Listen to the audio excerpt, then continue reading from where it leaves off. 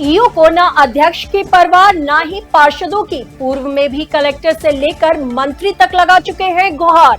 वहीं ईओ के कमरे को भी अध्यक्ष ठोक चुके हैं ताला, लेकिन क्षेत्रीय विधायक के मौखिक निर्देश पर ईओ ने तुड़वाया था ताला। पालिका अध्यक्ष घनश्याम खटीक ने कहा कि अनिश्चितकालीन भूख हड़ताल के अलावा नहीं है कोई विकल्प। वहीं पालिका ईओ अध्यक्ष के आरोप बता रही निराधार। अध्यक्ष द्वारा पालिका ईओ पर लगाए गए आरोप का मोनिका सोलंकी ने दिया जवाब। पिछले लंबे समय से चल रहा अध्यक्ष और ईओ के बीच विवाद। दौसा सांसद मुरारी लाल मीणा और पूर्व चिकित्सा मंत्री प्रसादी लाल मीणा पहुंचे अध्यक्ष की अनिश्चितकालीन भूख हड़ताल पर। अध्यक्ष को फूल माला पहनाकर बोर्ड से नोटिस निकलवाने की पूर्व चिकित्सा मंत्री ने कही बात। पूर्व चिकित्सा मंत्री प्रसादी लाल मीणा ने ईओ से सुलह करने की अध्यक्ष को दी नसीहत। दौसा सांसद मुरारी लाल मीणा ने कलेक्टर से वार्ता करने की अध्यक्ष से कही बात। लालसोट से संवाददाता योगराज गौतम की खास रिपोर्ट।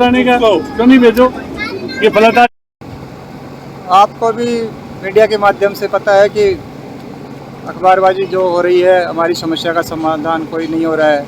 हमने कलेक्टर को और राज्य सरकार को, राज्यपाल को, सबको हमारी समस्या से अवगत करवा दिया गया है, लेकिन किसी के द्वारा हमारी समस्या का समाधान नहीं किया गया। उससे परेशान होकर हमने ईओ चैम्बर पे ताला भी लगाया, लेकिन विधायक के मौखिक निर्देश से ताला तोड़वा दिया गया।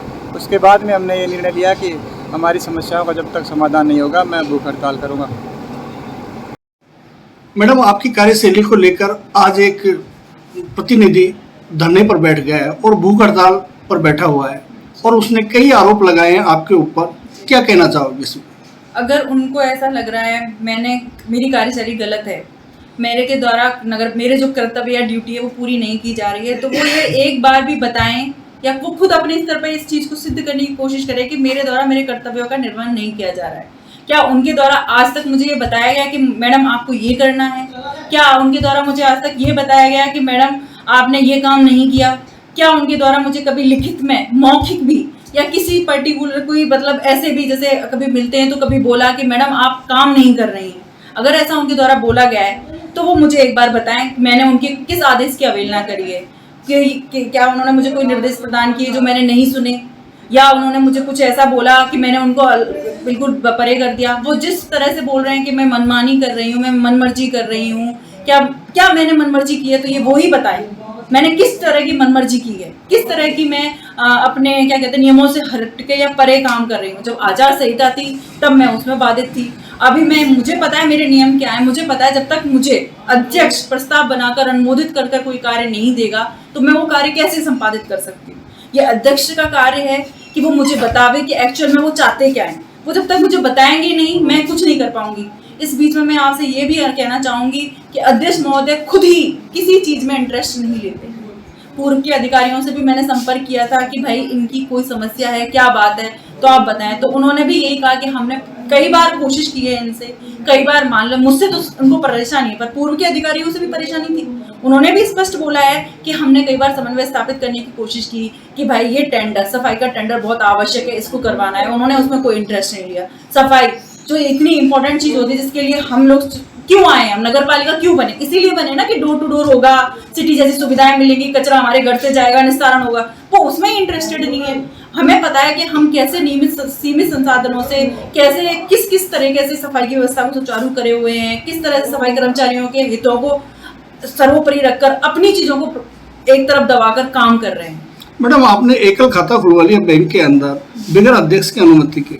जी, इसके क्रम में मैं कहना चाहूंगी ये चीज मेरे पास बार बार बहुत रिपीट होती है कि मैंने एकल खाता खुलवा लिया है, एकल खाता खुलवा लिया। इस मामले में मैं स्पष्ट कर देती हूँ, मैंने कोई एकल खाता नहीं खुलवाया है।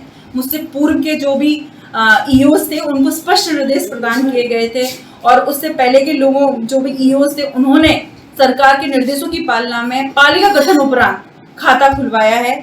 उस खाते की भी ये कहानी है या जो भी मेरे संज्ञान में आया, जो मैंने उनसे चर्चा की तो उन्होंने बताया कि हमने उनको बकायदा चिट्ठी दी है, जिनकी चिट्ठी पत्रावली पड़ी हुई है कि भाई आपकी सिग्नेचर की आवश्यकता है, ये खाता खुलवाया जाना है। तो उन्होंने ये कह के मना कर दिया कि खाता मरुधरा में ही खुलवाया जाए। चूंकि हमारे भी कुछ नियम हैं, हम भी किसी संस्थान के थ्रू चलते हैं, हमें भी निर्देश प्रदान किए जाते हैं कि किस में क्या करवाना है, किस में क्या नहीं करवाना है। तो हम बाधित नियमों के तहत हमने ये प्रक्रिया अपनाई ताकि सफाई या अन्य जो भी काम है वो सुचारू चल सके और जो सरकार की मंशा थी नगर पालिका बनाने की वो पूरी हो सके। उच्च अधिकारियों की मिली भगत से आपने डीएलबी के अंदर यहाँ से सामान भिजवा दिया मैडम, और एक लेटर भी मिला है इस तरीके का, इसमें आप क्या कहना चाहोगे? उन्होंने भ्रष्टाचार का इसी तरीके से आरोप लगाया है। उच्च अधिकारियों को भ्रष्टाचार की क्या आवश्यकता है, वो तो निर्देश प्रदान करते हैं, ये तो उनकी संकीर्ण उनका कहने का मतलब ये है कि उच्च अधिकारियों की आपसे मिली भगत है और इस चक्कर के अंदर आपने एक छोटी निकाय से यहाँ से लाखों रुपए का सामान वहाँ पे भिजवा दिया है। देखिए, जो भी उच्च अधिकारी हैं या जिन भी उच्च अधिकारी के लिए वो इस तरह के वर्ड्स यूज कर रहे हैं, ये उनकी मानसिकता, संकीर्ण मानसिकता को दर्शाता है। अधिकारी वर्ग ऐसा नहीं होता है। अधिकारियों को भी पता है कि फंड की क्या महत्ता है। हमें पता है कि हम फंड कैसे लेके आते हैं। स्टेट गवर्नमेंट फंड निकायों को ऐसे ही नहीं देती है। फिर और नगर पालिका के अंदर तो ये लेटर नहीं पहुंचा, इस रामगढ़ पचौरा नगर पालिका में लेटर कैसे? ना रामगढ़ पचवारा ही नहीं, बहुत सारी नगर पालिकाएं होती हैं। वो मेरी संस्थान है, डीएलबी निदेशालय है, उसके पास अगर किसी भी चीज की कमी होगी, चाहे प्रिंटर हो, चाहे किसी भी तरह का छोटा सा भी पेपर भी नहीं होता है, तो वो भी किसी ना किसी पर्टिकुलर नगर पालिका से ही आता है और वो हम नहीं खरीदते। हमारे पास केवल भुगतान स्वीकृति के लिए आता है। जिस नगर पालिका में अगर बजट की उपलब्धता होती है उसी आधार पर बेचते हैं, बिना बजट की उपलब्धता के वो नहीं बेचते हैं। और उनके पास सारी जानकारी रहती है किस नगर पालिका में कब से बजट पड़ा हुआ है, कितना उपयोग आ रहा है, कितना उपयोग नहीं आ रहा है।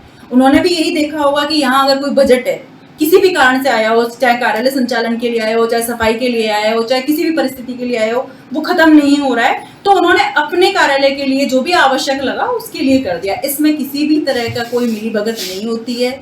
ये बिल्कुल पारदर्शी प्रक्रिया है। चेयरमैन का तो ये आरोप है कि वो आपसे दुखी होकर कोई कार्रवाई भी नहीं हो रही और वो धरने पे बैठ गए, तो क्या समन्वय आप नहीं चाहती है, वो नहीं चाहता है? देखिए, मैं तो सब कुछ चाहती हूँ, मैं तो काम भी करना चाहती हूँ। मुझे सरकार ने लगाया ही इसलिए काम करने के लिए। मेरा मकसद ये नहीं है कि मैं किसी को परेशान करूं, चाहे मैं यहाँ 2 घंटे बैठूं, चाहे पूरे 6 घंटे बैठूं, चाहे है ना मैं 4 दिन बैठूं, चाहे 1 दिन बैठूं। मेरी मंशा यही रहती है कि मैंने अगर 1 मिनट भी दी है किसी संस्थान के लिए तो पूरी दूं। मेरा ऐसा कोई मंशा नहीं है और मैं काम करना चाहती हूँ। एक्चुअली ये मंशा उनकी ही नहीं है और ये मेरे साथ ही नहीं, मेरे से पहले के जो 2 ईओज रह के गए हैं उन्होंने भी यही मुझे बोला है कि ये करना ही नहीं चाहते। एक्चुअल में इनकी मंशा जो मैंने समझी है, ये मेरा वास्तविक मत है, मतलब मेरा खुद का मत है। मैं ये नहीं कहना चाहती कि ये किसी का होगा, ये मेरा खुद का व्यक्तिगत मत है कि ये व्यक्ति चाहते ही नहीं है कि नगर पालिका चले। तो क्यों नहीं करो, बात नहीं करे काम कैसे चलेगा? कोई भी करेगा जिसके पावर की वो करेगा। बात नहीं करे कैसे चलेगा भाई काम? बात तो करनी चाहिए ना। बोर्ड की मीटिंग तू बुला सकता है, उसको 2 बार लिख के दे दिया, नहीं कर रहे हैं मनमानी। बोर्ड की मीटिंग खुद बुला सकते हो।